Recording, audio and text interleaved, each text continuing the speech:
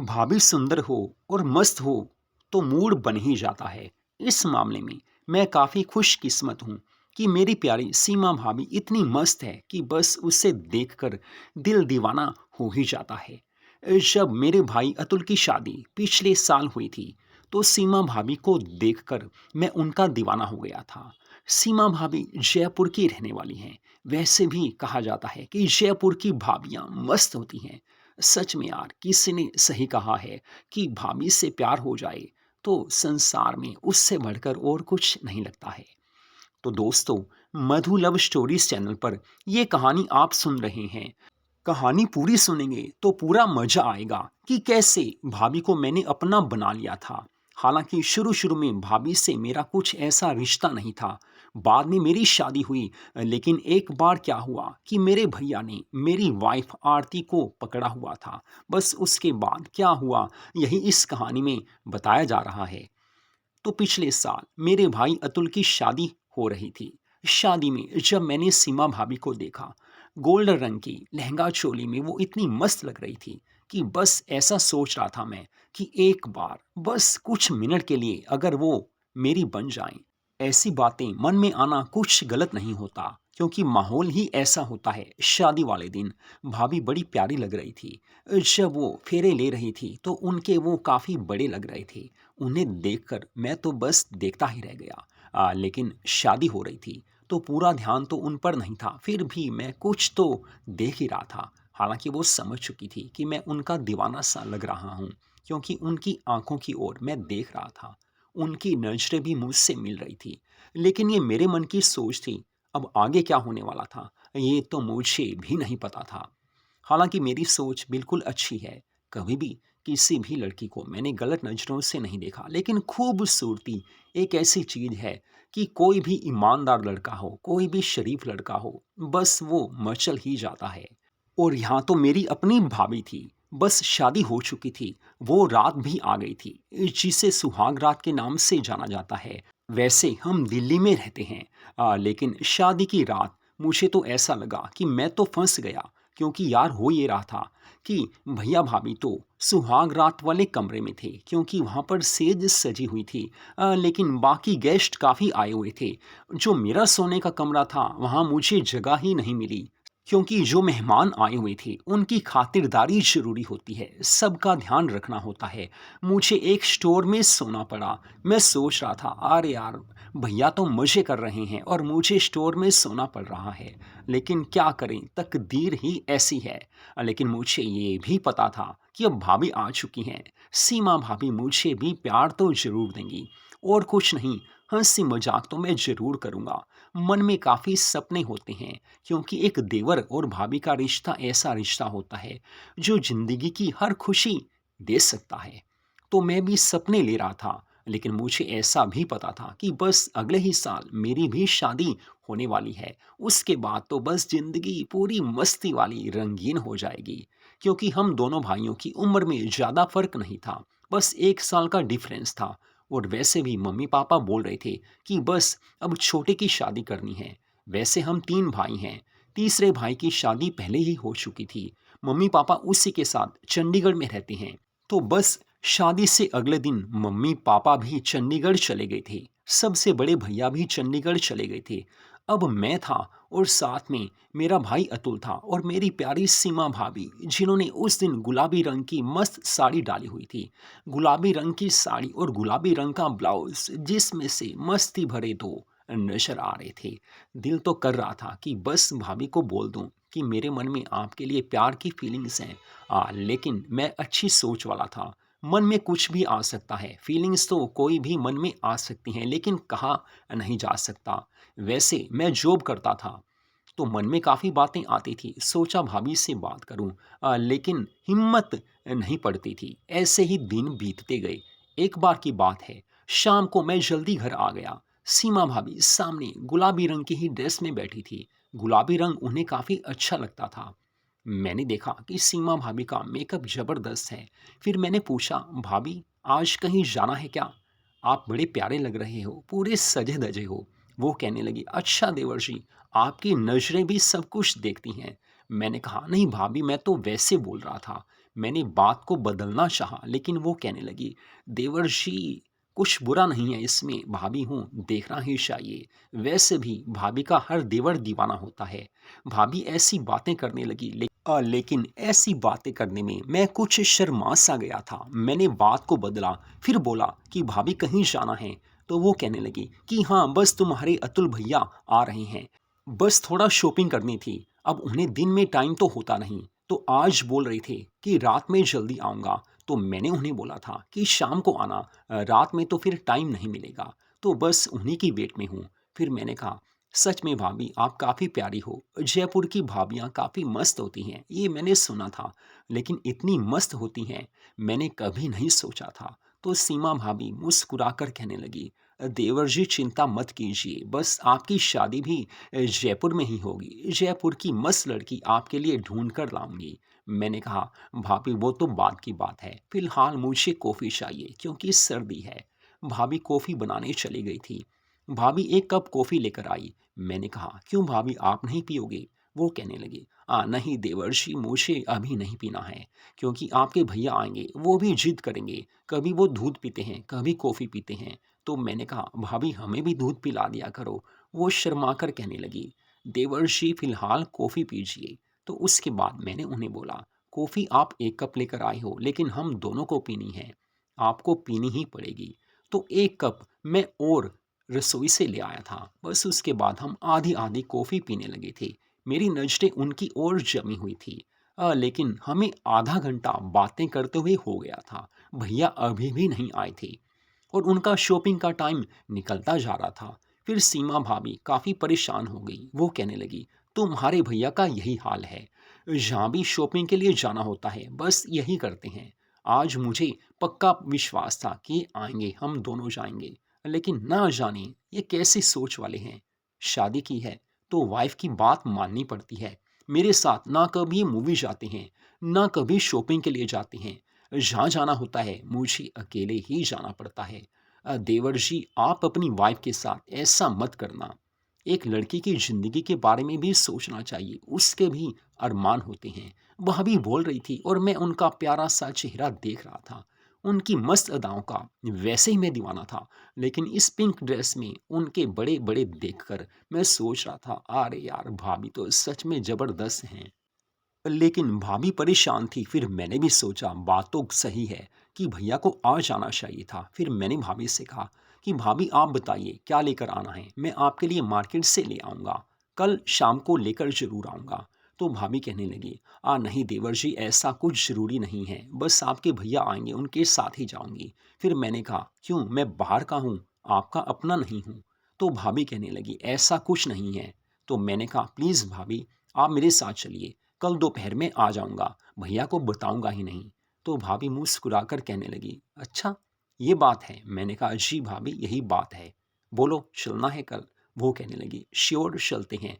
फिर वो कहने लगी कि बस अब तुम्हारे भैया के साथ हो, नहीं जाऊँगी, कल तुम्हारे साथ ही जाऊँगी। लेकिन सारा खर्चा देवर जी आप ही करोगे, मेरे पास तो कुछ नहीं है। मैंने हँसी मज़ाक में बोल दिया, आप तो हुस्न की मालकिन हो, आपके पास तो सब कुछ है, आपकी एक-एक अदाओं का मैं दीवाना हो गया हूँ। आप इतनी प्यारी हो कि पैसे तो कोई चीज़ ही नहीं है, आपके पास तो वो है। वो मुस्कुराकर कहने लगी, रहने दीजिए देवर जी, मुझे पता है, सब पुरुष एक जैसे होते हैं, तारीफ़ करते हैं लेकिन कुछ करते नहीं हैं, यानी कि खर्च नहीं करते।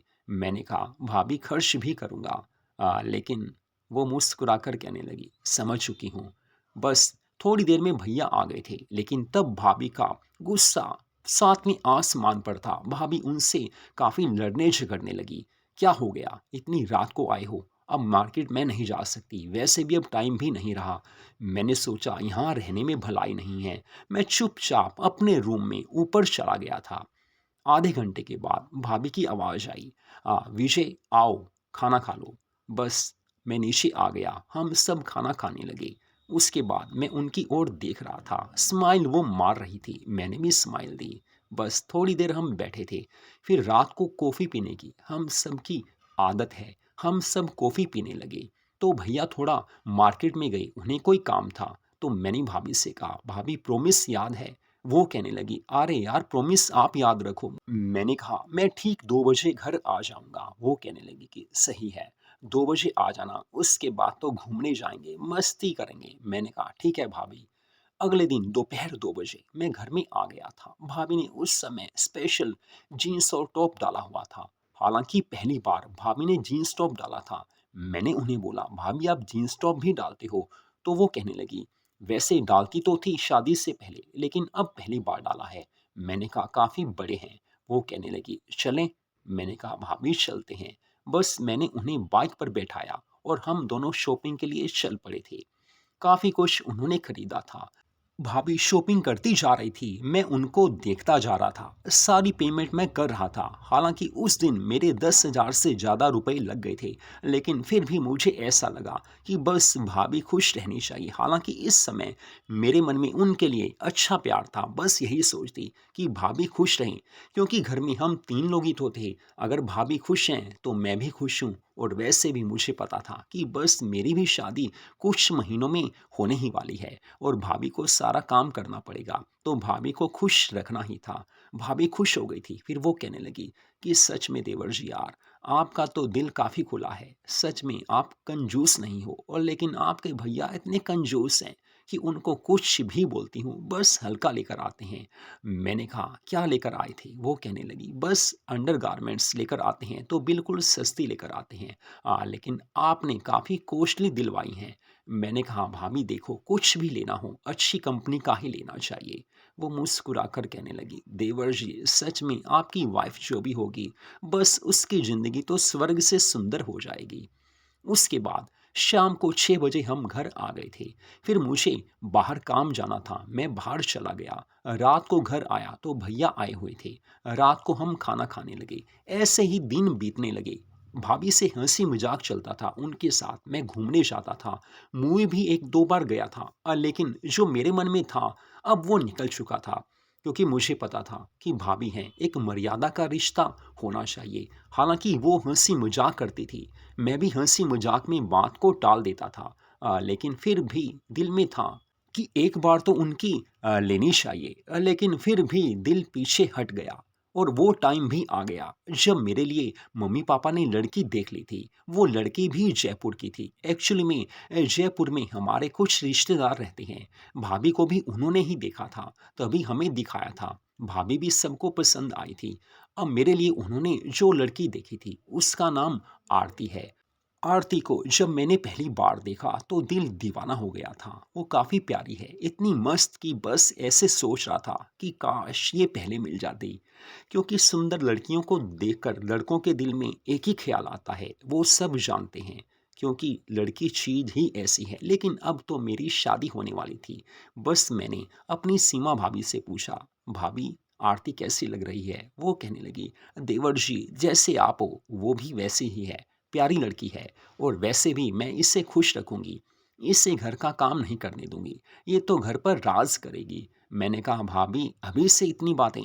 वो कहने लगी, देखो मुझे पता है कि कोई भी लड़की जब मायके से ससुराल में आती है तो उसकी एक ही तमन्ना होती है कि हाँ, हर कोई मुझे प्यार दे। मेरी भी यही तमन्ना थी, लेकिन थोड़ा अजीब सा हो गया। आपके भैया प्यार तो करते हैं, लेकिन वो बात उनमें नहीं है। लेकिन मुझे पता है कि आप आरती को खुश रखोगे। बस इसके बाद सब ओर से आरती के लिए हाँ हो गई थी। उन्हें भी मैं पसंद आ गया था।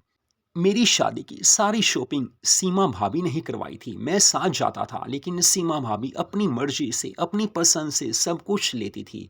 मम्मी पापा आ चुके थे, मेरे भैया भाभी भी चंडीगढ़ से आ चुके थे। वो दिन भी आ गया था जिस दिन मेरी आरती से शादी होने वाली थी।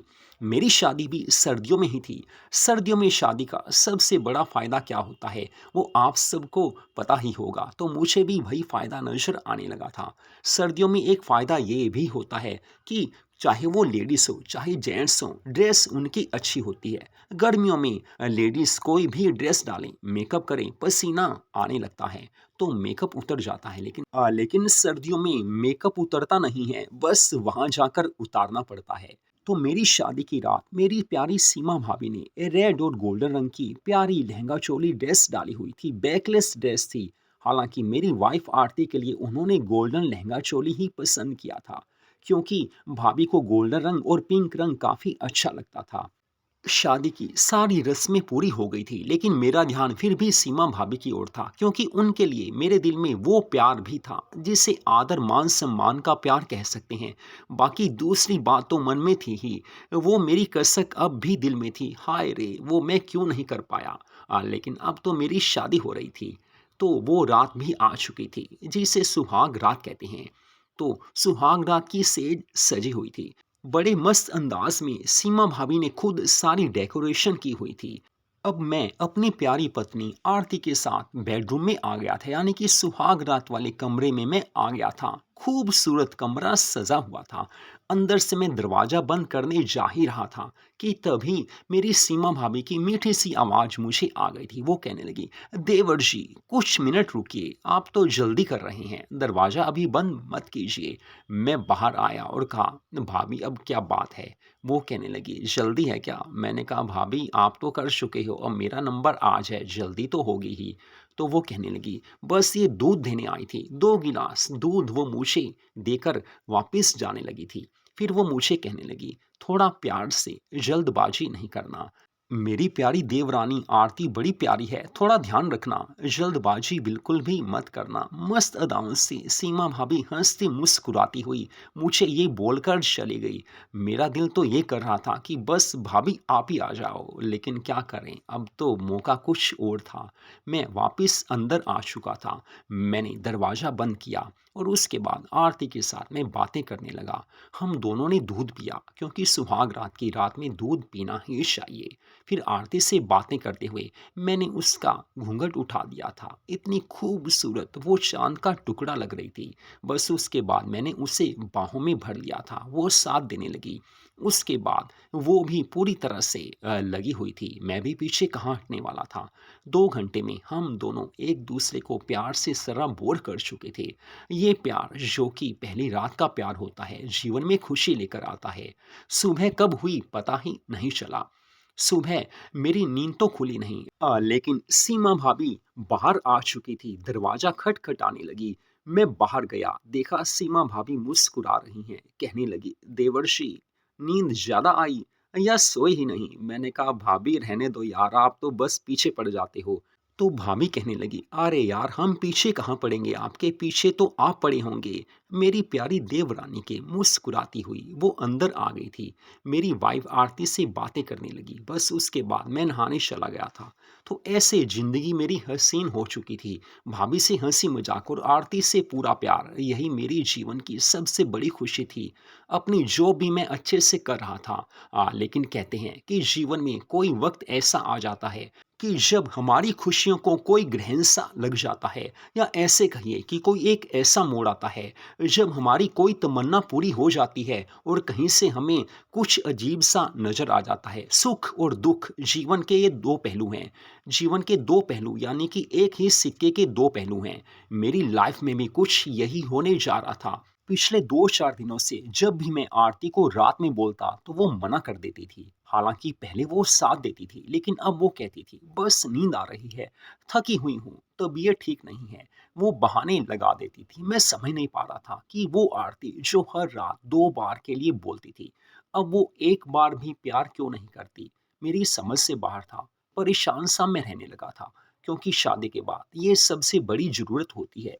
लेकिन आरती से मैं पूरा प्यार करता था। मैं उसे कुछ जबरदस्ती कह नहीं पाया। मैंने सोचा, कोई बात नहीं, हो सकता है कोई मायके की परेशानी होगी। तो मैंने उससे कुछ नहीं बोला, सिर्फ यही कहा कि कोई नहीं यार, जब तेरा दिल हो तब करेंगे। बस ऐसे ही दिन गुजरते गए। आगे जाकर एक बार कुछ ऐसा हुआ जिसने मेरी जिंदगी को बदल दिया था। एक्चुअली में मुझे ऑफिस से एक दिन देर रात वापस आना था। मैंने आरती को फोन किया कि आरती, मैं काफी लेट हो जाऊंगा, हो सकता है रात को 12 बज जाएं, क्योंकि क्लोजिंग के दिन थे। तो आरती कहने लगी, बस कोशिश यही कीजिए कि जल्दी आ जाइए। मैंने कहा, हाँ आरती, कोशिश तो यही करूंगा। चांस की बात है कि सीमा भाभी उन दिनों अपने मायके गई हुई थी, यानी कि जयपुर गई हुई थी। लेकिन कुछ ऐसा हुआ कि मुझे ऑफिस से जल्दी ही छुट्टी मिल गई थी, क्योंकि काम जल्दी हो गया था। मैं 5 बजे ऑफिस से बाहर निकला तो अपने घर आ रहा था। बाइक पर था मैं, लेकिन उस समय मैं काफ़ी हैरान हो गया। क्योंकि मेरी खूबसूरत पत्नी मिनी ड्रेस में मेरे भाई अतुल के साथ बाइक पर बैठकर कहीं जा रही थी। मैंने उन्हें दूर से देख तो लिया था, लेकिन मुझे एकदम ऐसा झटका सा लगा। फिर मैंने सोचा कि पूछ कर देखता हूँ। मैं एक जगह खड़ा हो गया और मैंने आरती को फ़ोन किया। उस समय तो उसने फ़ोन नहीं उठाया। 2-3 मिनट के बाद उसकी बैक कॉल आ गई थी। मैंने पूछा, आरती कैसी हो? वो कहने लगी, मैं ठीक हूँ, आप कैसे हो? मैंने कहा, मैं ठीक हूँ। फिर मैंने उससे बोला कि कहाँ हो? वो कहने लगी, घर पर हूँ। और कहाँ जाऊँगी? आपके बिना मैं कहीं जाती भी तो नहीं। फिर वो कहने लगी, आप कब आओगे? मैंने कहा, मैं तो रात को 12 बजे से पहले नहीं आऊँगा। वो कहने लगी, हाँ ठीक है, आप कोशिश यही करना कि जल्दी आ जाओ। हालाँकि उस समय शाम ही हुई थी। मैंने झूठ बोला था कि रात को 12 बजे आऊँगा। आरती मुझसे झूठ बोल चुकी थी। फिर मैंने ये सोचा कि अब घर रात से पहले नहीं जाना है। मैं एक मूवी देखने चला गया था। रात को ठीक 12 बजे मैंने डोरबेल बजाई तो आरती ने दरवाज़ा खोला और आरती ने उस समय ब्यूटीफुल ब्लैक कलर की सेक्सी नाइटी डाली हुई थी।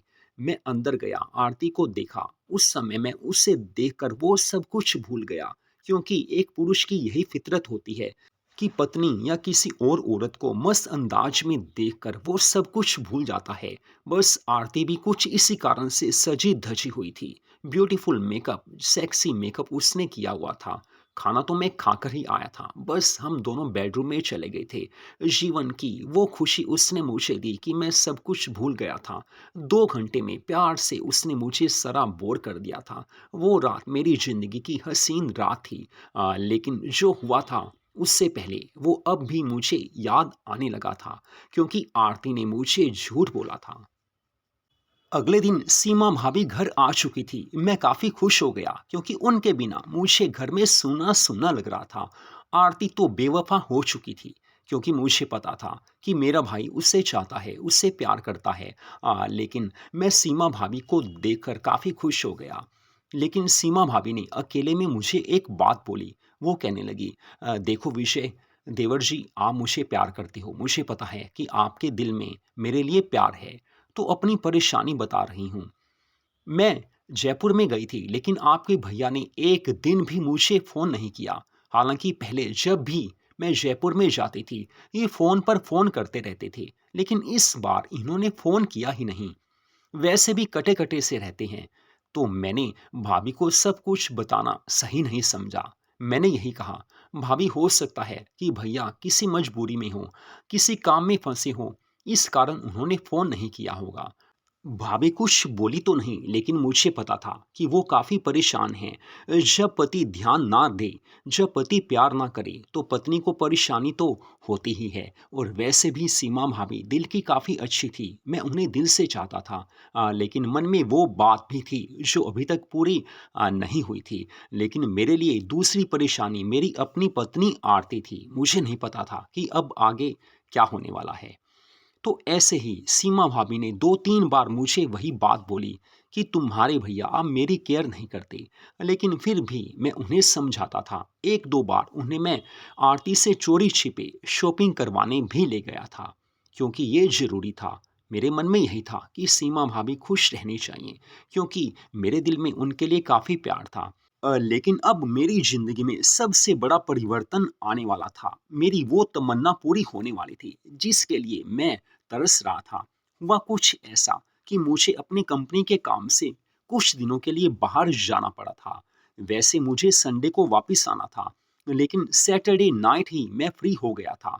मैंने सोचा अपनी वाइफ को सरप्राइज़ दूँगा, तो मैंने आरती को बोला ही नहीं कि मैं सैटरडे नाइट को आऊँगा। सैटरडे नाइट रात 1 बजे मैं घर आ गया था। मेरे पास घर की दूसरी चाबी थी, क्योंकि कई बार मैं बाहर जाता था तो लेट हो जाता था। फिर मैंने सोचा रात को 1 बजे कहाँ किसी को जगाऊँगा। मैंने उसी चाबी से घर का दरवाज़ा खोला। सरप्राइज़ देने के लिए मैं अपने घर में चला गया था, क्योंकि मेरी पत्नी आरती को यही पता था कि मैं संडे को आने वाला हूँ।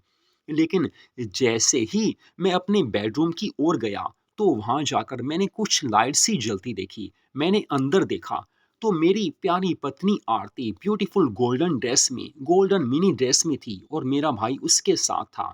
गोल्डन ड्रेस आरती के लिए मैं ही लेकर आया था, क्योंकि उस ड्रेस में आरती को देखकर मैं अपने आप को रोक नहीं पाता था। कोई भी क्यों ना हो, मेरी प्यारी पत्नी आरती को उस ड्रेस में देखकर अपने आप को रोक ही नहीं पाएगा, बस वो करने ही लगेगा। तो मेरा भाई भला कहाँ रुकता, लेकिन मैं उसी टाइम पीछे हो गया और फटाफट मैं जाकर भाभी के बेडरूम की ओर चला गया। मैंने देखा कि भाभी के बेडरूम का दरवाजा थोड़ा खुला हुआ है। मैं अंदर गया, लाइट जगाई और भाभी को जगाया। भाभी उस समय ब्यूटीफुल पिंक नाइटी में थी। उन्हें देखकर एक बार तो मैं काफ़ी खुश हो गया था, लेकिन उन्हें जो कुछ बताना था, जो दिखाना था, उसके लिए मैंने उन्हें बोला, "भाभी आप ठीक हो?" वो कहने लगी, "देवर जी आप तो कल आने वाले थे।" मैंने कहा, "भाभी इस बात को छोड़ो, फिलहाल आप मेरे साथ चलो।" वो कहने लगी, "क्या बात है?" फिर वो कहने लगी, "अतुल कहाँ गए?" मैंने कहा, "वही आपको बताना है।" उन्हें मैं फिर अपने बेडरूम की ओर लेकर गया। उन्होंने भी देख लिया था। वो कहने लगी, "ये सब?"